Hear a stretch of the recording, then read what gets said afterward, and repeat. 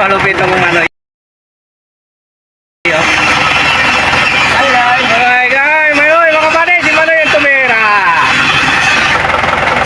Wala kang tagas-tagas yan. Yan. Nilagyan ko na lang yan silikon para malakas ang hangin kasi pag may nahangin buga dito ng ikot, iinit yung makina. Tataas yung temperature. Kaya hanggang dito ng hangin, oh. Oh. Open na yung natin. Gawa. Ayan. Walang usok yan. Malupit ang mga welder, oh. Pinakagwapong welder yan. Oh. Walang usok yan mga pade. Mga langis-langis lang yan. Hindi katulad dati na mausok talaga. Yan. Yan na, umakter na.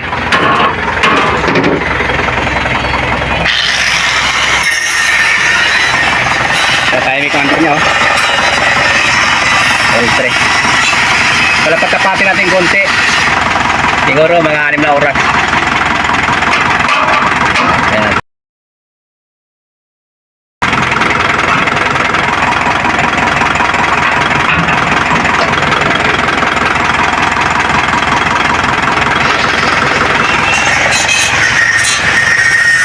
Gwapong-gwapo talaga, oh. Wala, yung isa seryoso, oh. Daming pinapagawa. Oh, gwapong-gwapo talaga welder, oh. Mga mali, yari na. Ayan, oh. Ang ganda ng mandar. Tahimik. Ang bigay ko pala natulap yan, di size straight. Ayan. Vale.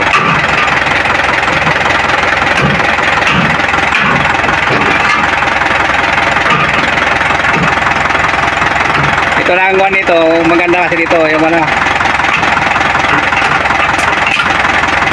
yung masisip na naglagay ng piston, patong ko na lang cylinder head. Pero ako pa rin nag-timing, nilagay ko yung camshaft. Okay yung bomba niya, binuksan complete ang alternator, malakas, mobulwak. Walang problema sa bomba.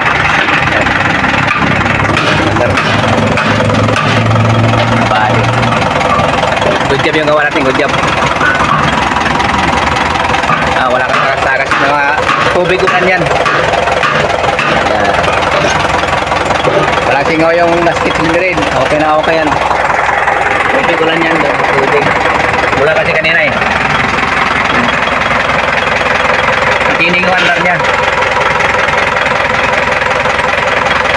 Tapos nagpunta ako dito ng return, yung bandibolt na may walang butas yung gilid. Dito ko nakuha yun, eh. Dito at idol sa dulo, sa 4. Nakuha ko yun doon, oh. Nakalagay yung tornilyo naman, nahulog, eh. Walang butas yung gilid niya, kaya mahirap para palyado. Kasi pag barado to, puputi ang usok niyan kasi yung nozzle, hindi makakabalik yung return. Yan, nakamali. Yan na.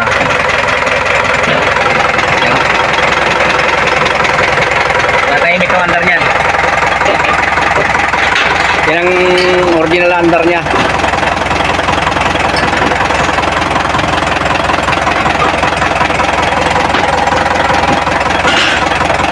Mali. Good job. Ito na yun. Andarin natin maghapon. Para maganda-ganda lapat. Umay natin ikpitan yan.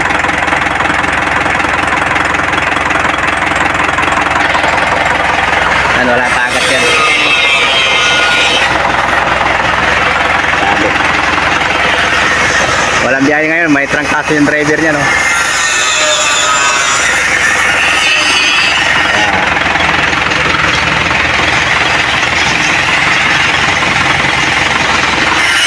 Ay, may kandar niya, mga pade. Ito na good job. Kasi bago ito pinandar, ngayon lang pinandar. Pinagpapilo namin gapon. Ito ka mo na, pinatuyo ko namin mga dikit, plastic. Para pag tuyo nun, okay na okay yan. Wala sa agas yan. kinabukasan nakanda rin. Para yung dikit niya hindi bubuka. Ayan, body. Ayos.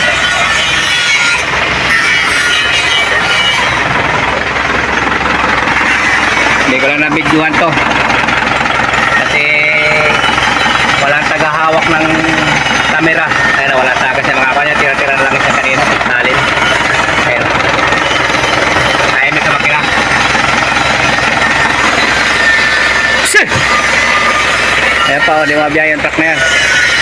Takot sa bundok. Walang kaimik. Tama rin. Budget na yan. Huwag natin muna persahin mga buddy. Kasi kahit man may standard yung piston ring yan, kalapatin pa natin ng mga 6 na oras. Para hindi sa susukan ng langis. Ito pag sira to, pinapalitan nito. May parang diaphragm sa loob yan. Sa breather. Okay na sa mga buddy. Makakaimik naman dar. Ito, iniwan ko na to transmission. Yan, iniwan ko lang yan. Tapos, tinataas ko. Tapos, dito ko na nilagay silindirin. Kasi mabigat eh. Ang hirap mag-shoot ng ganun.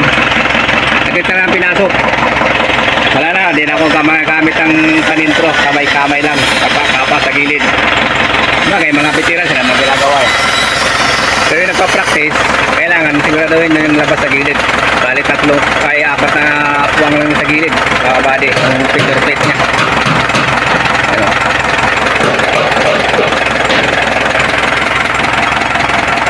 Body. Tapos may ewan pa dito. Bako na, sirayan bako na yan. Yan. Walang kausok-usok yan body. Huwag mo natin bumbahin kasi bagong andar. Medyo pa yan. Medyo pag-akas-kasin pa natin yung one yan eh. Medyo i-smooth pa yan. Okay, makunat pa yung andar niya oh. Kaya medyo malambot na. Yan, pwede na yan. Matigas pa yung andar niya. Kung muna persahin natin.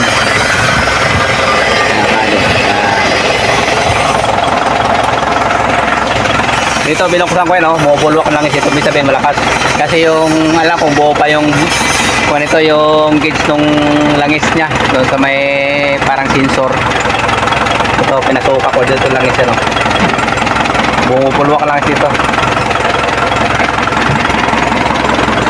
Body.